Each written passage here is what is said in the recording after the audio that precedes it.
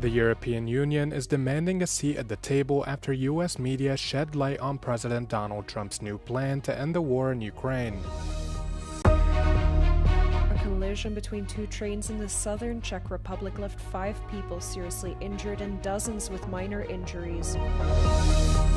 At least 33 people have been killed in Israeli strikes on Gaza in some of the deadliest attacks since a U.S.-brokered ceasefire came into force in October. The European Union is pushing back against a 28-point plan approved by U.S. President Donald Trump early on Thursday to end the war in Ukraine. The plan, first reported by U.S. media outlet Axios, is set to include terms that would be highly disadvantageous for Ukraine, such as the complete surrender of the eastern Donbass region. The plan has yet to be presented to the Russian and Ukrainian sides and has reportedly not involved Europe in its formulation. The EU's foreign policy chief, Kaja Kallas, speaking as she hosted European foreign ministers for a summit in Brussels, denounced the idea, claiming that a just agreement must be reached. What we as Europeans have always supported is a long-lasting and just peace, and we welcome any efforts to achieve that. Of course, for any plan to work, it needs Ukrainians and Europeans on board. So this is very clear.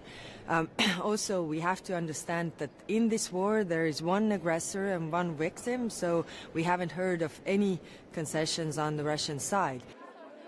The sentiment was echoed by the French top diplomat.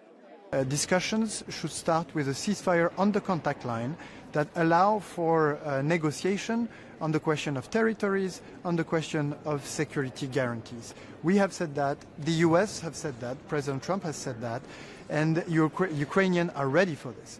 The only obstacle to such the ordered discussions so far is Vladimir Putin. Budapest, however, who has always endorsed a highly critical view of Ukraine, remained the outlier. So if Brussels and the leadership here in Brussels was normal, then they should have stopped the payments to Ukraine, and they immediately should have demanded for a financial clearance. Are we crazy? So there's a war mafia, a corrupt system working in Ukraine.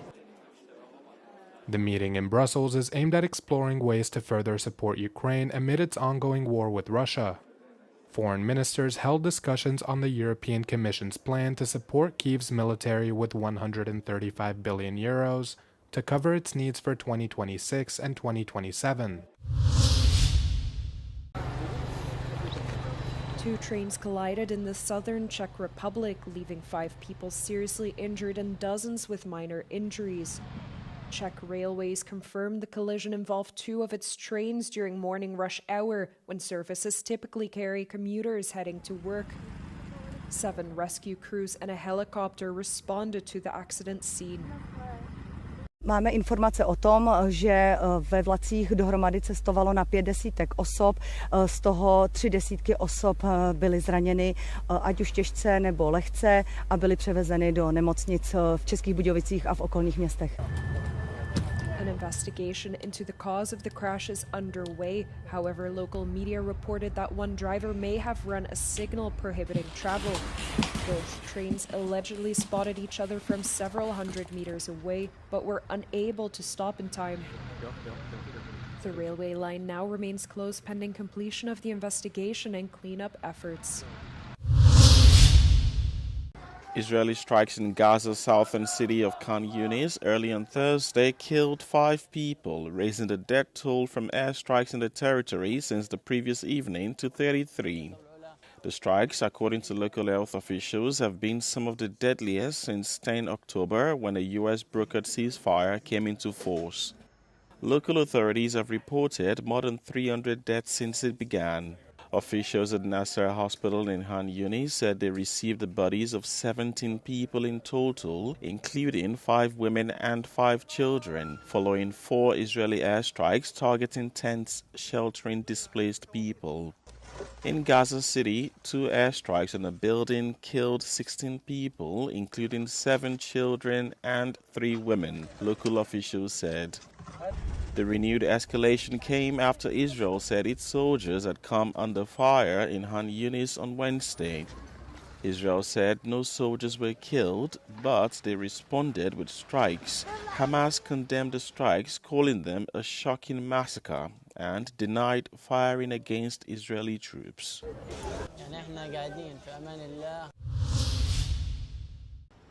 A culture of fear is taking hold in Chicago, with many too scared to leave their homes over immigration raids, where ICE officials emerge from unmarked vehicles to confront and detain undocumented migrants. In social media posts and interviews, many have expressed shock at the agents' use of force. My brother, obviously, he didn't want to get caught, so because he was illegal. So he started running. That's when multiple came out the cars and they tackled him to the ground. And that's where I chased behind them. For nearly 2 months, federal agents have been carrying out the surprise raids in Chicago in pursuit of the Trump administration's immigration agenda. In addition to people who were in the country illegally, many U.S. citizens have also been swept up in the crackdown. It was also like very hurtful seeing other people getting caught in the crossfire, you know, because they didn't have nothing to do with it, and all of them have citizenship. Being a Mexican American, I feel like a whole bunch of weight on my shoulders of what can we do to help each other. Since it began in early September, Operation Midway Blitz has resulted in more than 3,300 arrests, according to attorneys for detainees.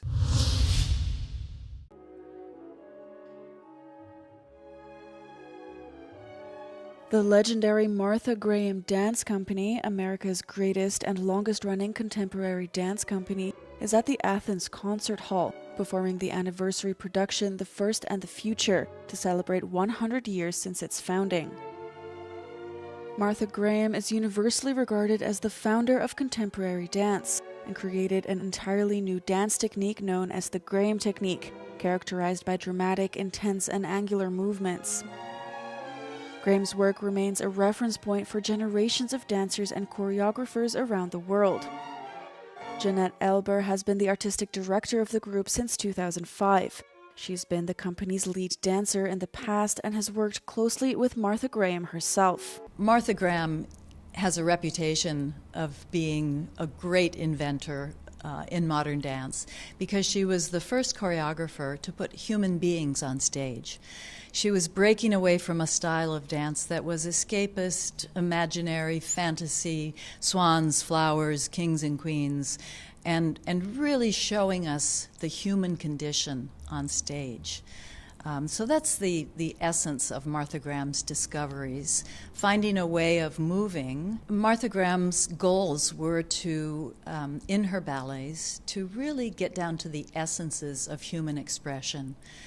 So these essences, they travel through time. They're recognizable to today's generations just as they were to the generations 100 years ago when Martha was creating these works. The First and the Future was especially created in celebration of the 100th anniversary of the group's founding in New York in 1926. It is a dialogue between iconic works by Martha Graham, such as Chronicle and Errant into the Maze, as well as bold new productions such as Cave by Hoffa Schechter. The 6 performances at the Athens Concert Hall are running from the 20th to 23rd of November. Today's programs that we put together for our audiences are not only the Martha Graham classics, but new works from some of today's top choreographers. And we find there's a real conversation between the classics and the works created today, because they all speak to the human condition, and these works have something to say to each other.